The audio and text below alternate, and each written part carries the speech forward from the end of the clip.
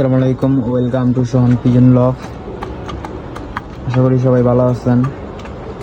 আলহামদুলিল্লাহ আমিও ভালো আছি। তো কাজ থেকে রাতে বাসায় আসার পরে যে কবুতরের খাওয়ানোর যে ব্যাপারটা, এইটা একমাত্র যারা সারাদিন দোকানদারি করে বাসায় আইসা কবুতরের খাবার দেয় তারাই একমাত্র জানবে তার অনুভূতিটা কেমন। আসলে সারাদিন দোকানে ব্যস্ততা কাটানোর পরে যখন আইসা কবুতরকে খাবার বানিয়ে দেওয়া হয়, কবুতর যখন খায় তখন দেখলে মনটা ভরে যায়। তো আমি আজকে সারাদিন দোকান থেকে আইসা এখন কবুতরকে খাওয়ান দিলাম। তো খাওয়ান দেওয়াটা দেখাইতে পারলাম না একা, তাই তো আমার সেট আপটা তো আপনারা দেখছেনই।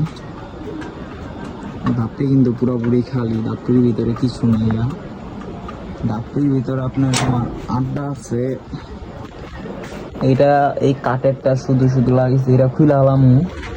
তো এমনি কবুতর বরাবর বইল 1 2 3 4 5 6 7 8 9 10 11 12 13 14 15 16 17 18 19 20 21 22 23 24 25 26 27 28 29 30টা কবুতর বইতে পারবো আপনার এই যে এমন আড্ডায়।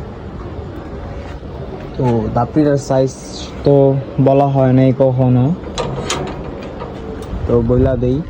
দাপি এমনি আসছিল আপনার 4.5 ফুট, আর হাইটে দিছিল 3 ফুট, পায়া বাদে হাইটে 3 ফুট, আর এমনি ডিপে আছে আপনার 2.5 ফুট, আর পায়া 1 ফুট। এই হলো দাপির সাইজ।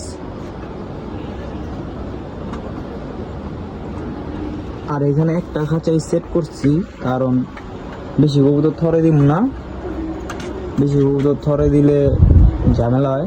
তো এখানে আমার আশা আছে যে আমি 4 জোড়া আপাতত থরে দিব। 1 জোড়া আছে, আর 1 জোড়া এক জায়গায় খাকি কবুতর থুয়েছি ফাইনাল কইরা, ওইটা নিয়ে আমি 1 সপ্তাহ পর। আর হইলো আমার একটা আগের জোড়া আছিল বাগা আর সিলভারের ভিতরেই, তো ওই জোড়াটা দিন। ওই জোড়ার বাচ্চা টিকটকে ছাড়ছিলাম। তো মোটামুটি ওই জোড়ার বাচ্চাটা এখন দেখে অনেক ভালোই লাগলো, তাই আবার ওই একটা আর কি করুন। তো আমি একটা অনেক বড় ভুল করে হালাইছি। আমার এই কবুতরটি এখন বাচ্চা ফুটাইতো, এই কবুতর